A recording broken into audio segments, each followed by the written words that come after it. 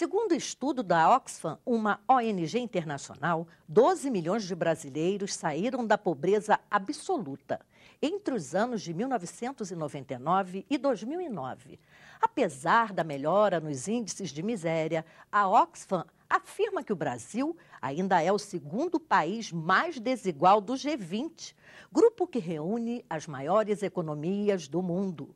Especialistas recomendam que o Brasil mantenha as políticas de transferência de renda, como Bolsa Família, e outros programas de assistência social para reduzir ainda mais as desigualdades.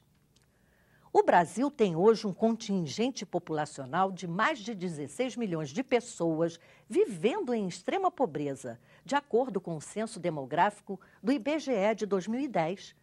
O Instituto se baseou na renda per capita mensal familiar, no valor de R$ 70, para classificar quem vive dentro da margem de extrema pobreza.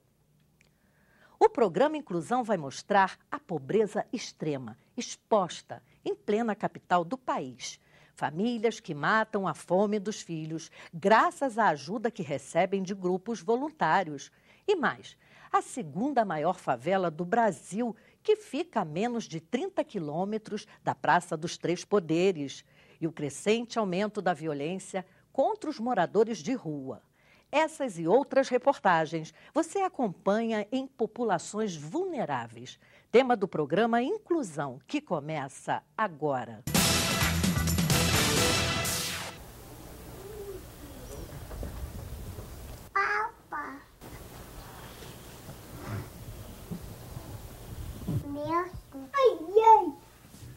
Olha, mamãe, todo meu vem pra cá.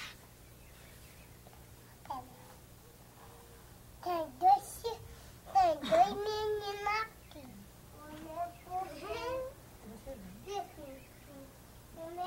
Eu vou mais tomar. E como é que você está fazendo então para conseguir cuidar dos seus filhos, da sua esposa? Do jeito que Deus quiser, porque quando tem serviço é até bom, né? Porque eu saio e ganho.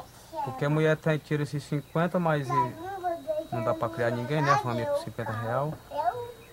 Aí quando tem um dia eu vou trabalhar. Aí... Agora um tempão Deus fui trabalhar lá pro lado da Esperança. Mais de uma légua de pé, né? Tem dia aqui que a gente almoça. No dia que a gente almoça ninguém não janta. Dia que aqui janta ninguém não almoça. O carro do carro. Porque não dá pra gente comprar de um tudo com 50 reais.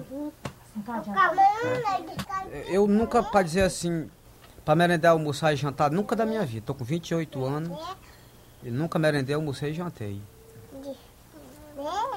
Fome nós passa muito. Leite eu nem falo porque eu não tenho condição de comprar o leite, né? O meu menino aqui mais é na garapa, porque o açúcar para mim é mais barato. Você trabalha um dia, né? Quando acha um dia a gente compra de açúcar. A gente bota o açúcar dentro da água e faz a garapa.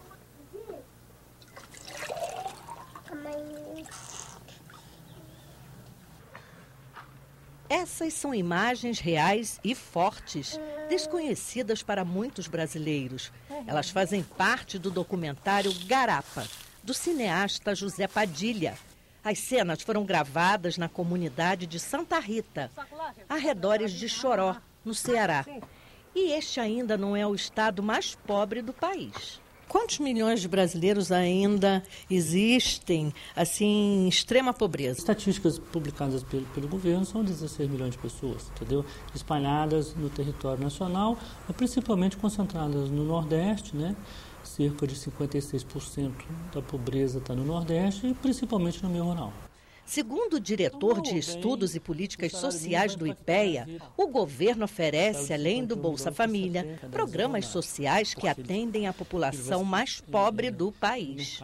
Outra fundamental são o BPC Loas, né, que atende um conjunto da população mais pobre e idosos pobres, né, que estão na faixa aí da assistência social, cerca de 3,5 milhões de pessoas, né. Outro importante é a Previdência Rural, que dá do sistema previdenciário, que atinge cerca de 8 milhões de pessoas. A pobreza no Brasil tem localização geográfica. Região Nordeste, 59%. Tem idade, crianças de 0 a 14 anos. Tem cor, 70% são negros. 1 em cada 4 moradores da área rural vive em extrema pobreza. São os brasileiros miseráveis, que não têm acesso à alimentação, moradia, educação, saúde e emprego. Falta até água para beber. No Nordeste, a gente tem uma pobreza mais disseminada, né, muito concentrada na região rural. Na maioria dos estados, a pobreza está relacionada com... Tem muita pobreza no urbano, mas existe uma pobreza mais concentrada no rural, uma pobreza que tem outras características também, a falta de acesso a serviços, né, como educação e saúde, a falta de acesso à infraestrutura, né, seja de consumo, seja de produção, como por exemplo água, né, e uma das metas, das grandes metas do Brasil Sem Miséria é a questão da distribuição de água para comunidades rurais e para residências isoladas. A gente está falando de 750 mil cisternas a serem instaladas até o ano que vem, né, praticamente resolvendo a questão da água no rural e nas comunidades mais isoladas. O diretor da Secretaria Extraordinária de Superação da Miséria e Extrema Pobreza, Tiago Falcão, ressalta que o programa Bolsa Família, lançado em junho de 2011, já retirou da linha da extrema pobreza milhões de brasileiros. O Bolsa Família é um componente essencial dentro da estratégia do Plano Brasil Sem Miséria, né? Não só pela abrangência do programa, que hoje atinge 13 milhões e 400 mil famílias, praticamente 50 milhões de pessoas, ou seja, 1/4 da população brasileira hoje é diretamente atendida pelo Bolsa Família. Isso é um número importante. A gente está falando de um programa que hoje, em termos de benefícios, chega a 18 bilhões de reais. O seu instrumento básico, que é o cadastro único, essas famílias precisam ser cadastradas para receber o benefício, né? E esse cadastro é um instrumento riquíssimo, tanto para a formulação das nossas políticas, quanto para o direcionamento dos programas.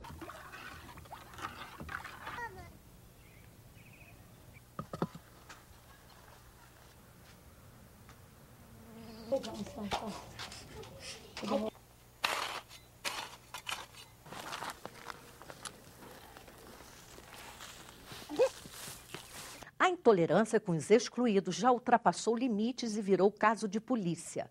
Segundo o Centro Nacional de Defesa dos Direitos Humanos, de abril de 2011 a março deste ano, 165 moradores de rua foram covardemente assassinados. Esse número representa uma morte a cada 2 dias. São Paulo, Paraná, Minas Gerais e o Distrito Federal registram o maior número de casos de violência contra moradores de rua. Embora expressivos, os números não traduzem a real violência a que estão expostas pessoas que vivem o drama do abandono das ruas. Mulheres idosas são violentadas e homens espancados até a morte. O Brasil deveria estar de luto com os bárbaros assassinatos que vêm ocorrendo contra a sua gente. Não bastassem o drama da mais absoluta miséria e o abandono a que são submetidos, moradores de rua pagam com a própria vida o nível mais absurdo da intolerância de alguns. As vítimas são pessoas que não têm o que comer e nem onde morar. Por falta de opção, viraram catadores de lixo. Vivem do pouco que conseguem tirar com a venda de material reciclável. Hoje nós temos problemas com atenção aos direitos da população em situação de rua. A rede de saúde dificilmente chega a essa população. Essa população se torna invisível estatisticamente, politicamente. Então essa população, quando ela vem e recebe um amparo de uma política pública, uma política de assistência por meio de uma unidade de acolhimento, ela surge, ela começa a ter acesso, ela começa a ter condição de dignidade, de adquirir e usar o seu direito. Enquanto não recebem a devida atenção de entidades públicas competentes, centenas